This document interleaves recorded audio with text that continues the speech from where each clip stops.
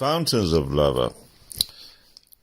Today I predicted that there would be an eruption in the night. It was not magic. It was based on the seismic data. I was listening, practically putting my ears on the railroad as if, and listening to the sound of coming of magma. Magma was rising. I could hear it. The Earth's crust is very dense compared to the other material. Mantle even is denser. So I could hear it, and yeah, behold, the magma came.